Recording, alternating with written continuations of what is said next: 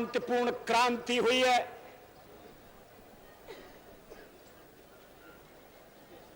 लोक शक्ति की लहर ने लोकतंत्र की हत्या करने वालों को इतिहास के कूड़ेदान में फेंक दिया है।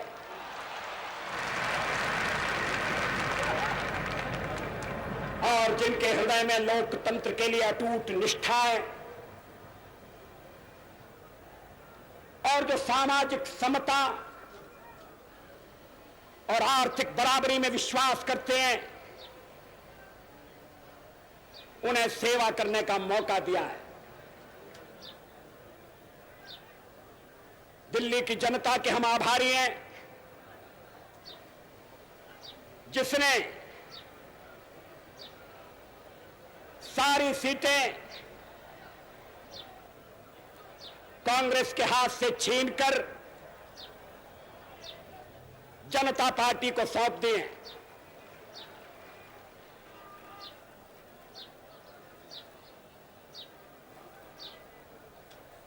देश के और भागों में भी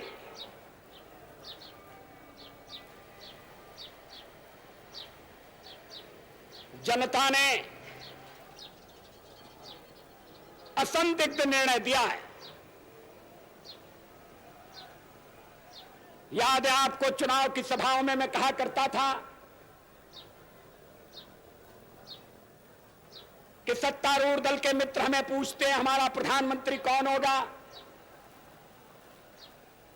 और कहते हैं कि उन्होंने खुद का प्रधानमंत्री तय कर लिया है और वो श्रीमती इंदिरा गांधी होंगी। मैं पूछा करता था, अगर रायबरेली से श्रीमती इंदिरा गांधी हार गई तो क्या होगा?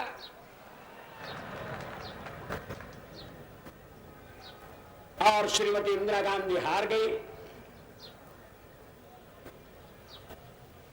और हमने अपना प्रधानमंत्री आज निर्वाचित कर लिया।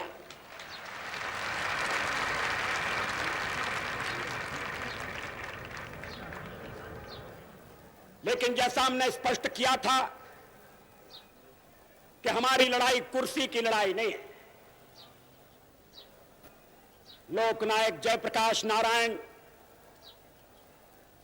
कुर्सी के लिए जीवन की अंतिम घड़ियों में देश की परिक्रमा करते हुए नहीं घूमे। श्रीमती विजयलक्ष्मी पंडित को भी कुर्सी नहीं चाहिए थी। बाबू जगजीवन राम जी तो कुर्सी पर बैठे थे, उसका परित्याग करके लोकतंत्र की लड़ाई में मैदान में कूद पड़े।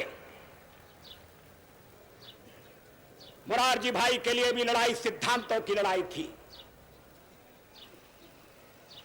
हमें खुशी है कि जनता ने इस संघर्ष की गंभीरता को पहचाना और दो टूक फैसला दिया।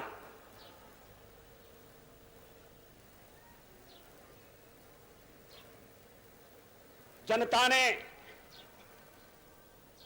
आपने हमारे ऊपर बड़ी जिम्मेदारी डाली है। हम परमात्मा से प्रार्थना करते हैं कि वो हमें शक्ति दे, हम अपने कर्तव्य का निर्वाह कर सकें और आपकी आशाओं और अपेक्षाओं के अनुरूप साबित हों। लेकिन जनता ने अपने ऊपर भी जिम्मेदारी ले ली है।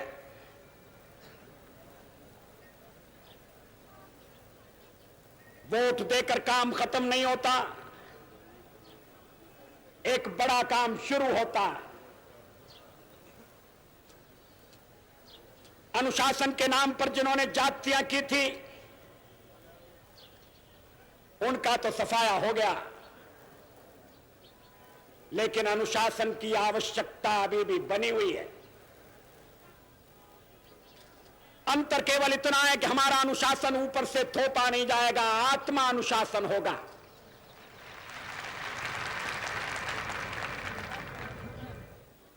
जनता ने जो जागरूकता चुनाव में प्रकट की है, वही दिन प्रतिदिन के जीवन में उसे दिखानी होगी। समाज का कोई वर्ग इस आंधी से अछूता नहीं रहा है। चाहे बुद्धिजीवी हो, चाहे मजूर,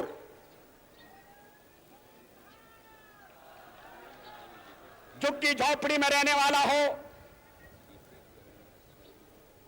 या सरकारी कर्मचारी, छोटा व्यापारी, वकील, नौजवान, विद्यार्थी, महिलाएं, गृहिणियां, सबने यह समझकर कि लोकतंत्र दांव पर लगाए अपने मताधिकार का उपयोग किया है। अधिकारों के प्रति सजगता आगे भी आवश्यक होगी।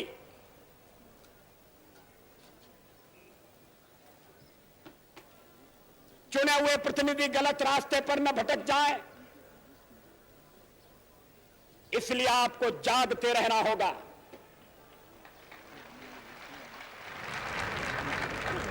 लेकिन हमें चुनने के बाद आप कहीं नींद में न सो जाएं, इसका भी आपको ख्याल रखना होगा। हमारे पूर्वजों ने परमात्मा से संपत्ति नहीं मांगी, शस्त्र नहीं मांगे, एक वरदान मांगा, राष्ट्रे जाग्रयाम वयम। हम राष्ट्र में जागते रहें, सीमाओं पर खड़ी हुई सेनाएं जागती रहें, जिससे कोई सीमाओं का अतिक्रमण न करने पाए। हम किसी को बुरी नजर से नहीं देखेंगे, मगर हम कमजोर भी नहीं होंगे कि किसी को हमें बुरी नजर से देखने का लालच पैदा हो जाए। और इसलिए सीमा पर खड़ी हुई सेना जागे, सेना का संचालन करने वाले सेनापति जागें, सेनापतियों को नियुक्त करने वाले राजनीतिक नेता जागें, और राजनेताओं को बनाने और बिगाड़ने वाली भारत की 62 करोड़ जनता जागे।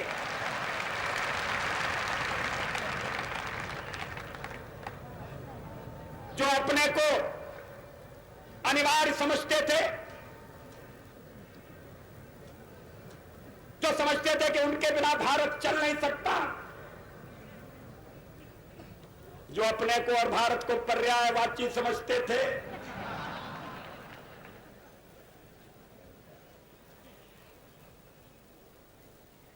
आज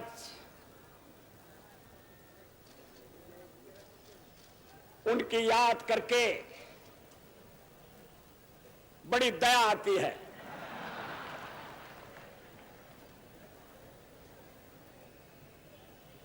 Indira is India, India is Indira. अब शायद उन्हें अनुभव हो रहा होगा कि उन्हें ऐसी बात नहीं कहनी चाहिए थी।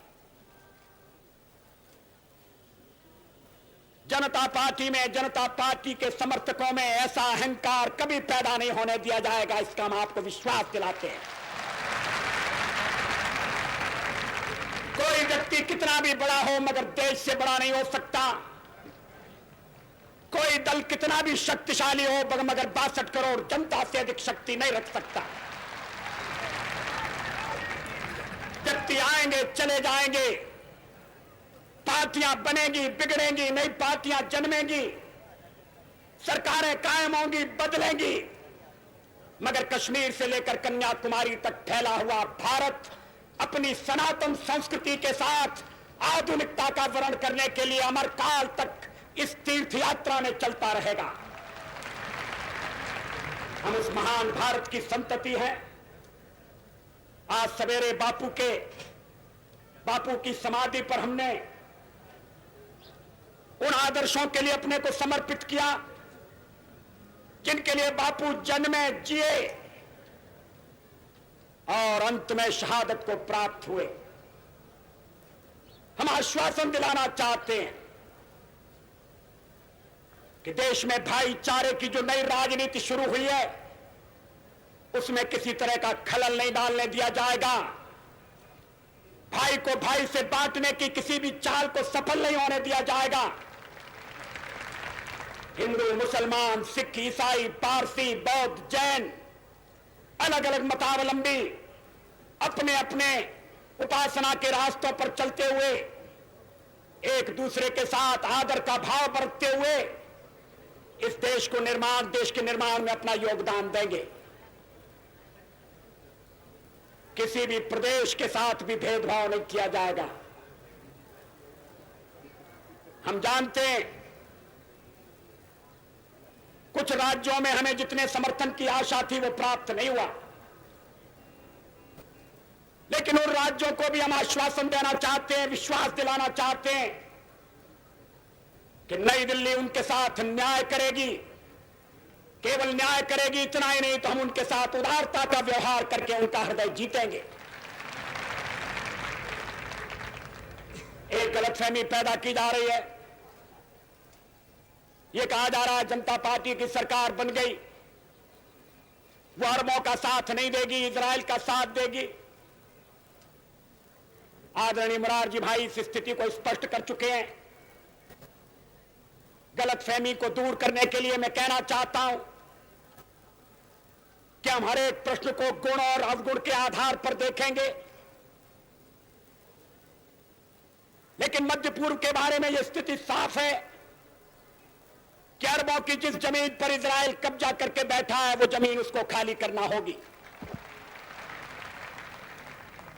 आक्रमणकारी आक्रमण के फलों का उपभोग करे, ये हमें अपने संबंध में स्वीकार नहीं है, तो जो नियम हम पर लागू है वो औरों पर भी लागू होगा।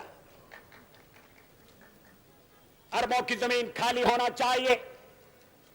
जो फिलिस्तीन है, उनके जो फिलिस्तीनी हैं उनके उचित अधिकारों की प्रस्थापना होना चाहिए। इजराइल के अस्तित्व को तो सोवियत रूस ने, अमेरिका ने भी स्वीकार किया है, हम भी स्वीकार कर चुके हैं। मध्य पूर्व का एक ऐसा हल निकालना पड़ेगा इसमें आक्रमण का परिमार्जन हो और स्थायी शांति का आधार बने। गलतफहमी की गुंजाइश कहां है,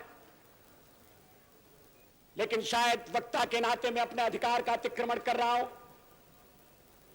ये तो नए विदेश मंत्री होंगे जो हमारी विदेश नीति पर प्रकाश डालेंगे। कुछ कहना होगा तो आदरणीय मोरारजी भाई कहेंगे, लेकिन मेरा संबंध एक ऐसी पार्टी से रहा है कि जिसका हवा खड़ा करके चुनाव में ये कहा जाता था कि जनता पार्टी पर जनसंघ हावी है और जनसंघ मुसलमानों का दुश्मन है। कोई इस झूठे प्रचार में नहीं आया, ये बड़ी खुशी की बात है।